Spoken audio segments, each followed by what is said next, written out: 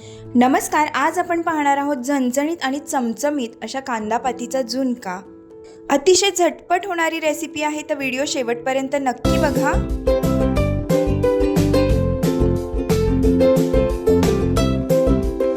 इकडे मी एक जुडी कांद्याची पात स्वच्छ धुवून नंतर बारीक चिरून घेतलेली आहे।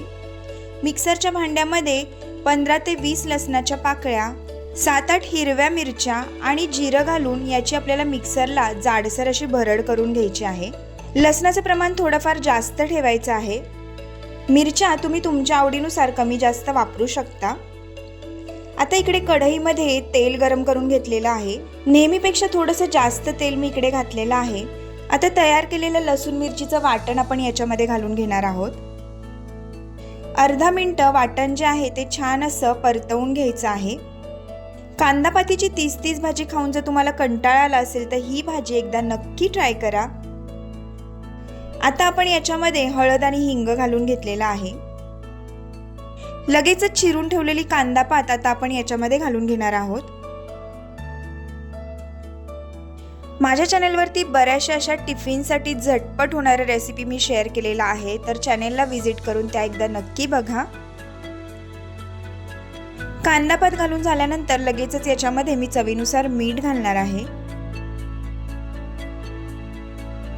मीठ घालून झाल्यानंतर भाजी जी आहे ती व्यवस्थित परतवून घ्यायची आहे।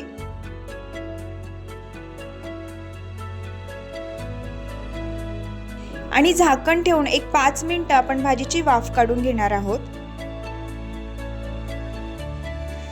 साधारण 5 मिनिटांनंतर भाजीला छान अशी वाफ आलेली आहे। आता आपण याच्यामध्ये 2 मोठे चमचे बेसन पीठ घालून घेणार आहोत।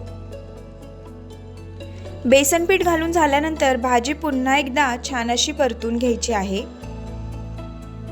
या पिठाच्या कुठेही गुठळ्या राहता कामा नये, अशा पद्धतीने आपल्याला हे पीठ व्यवस्थित मिक्स करून घ्यायचं आहे।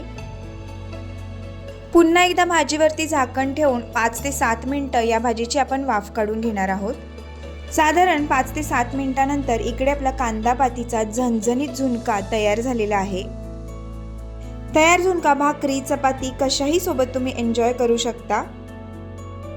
तर अशा या झटपट होणाऱ्या कांदापातीच्या झुणक्याची रेसिपी तुम्ही सुद्धा घरी नक्की ट्राय करा। त्याचबरोबर आजचा व्हिडिओ जर तुम्हाला आवडला असेल तर व्हिडिओला लाईक करा, व्हिडिओ तुमच्या मित्रपरिवाराबरोबर शेअर करायला विसरू नका।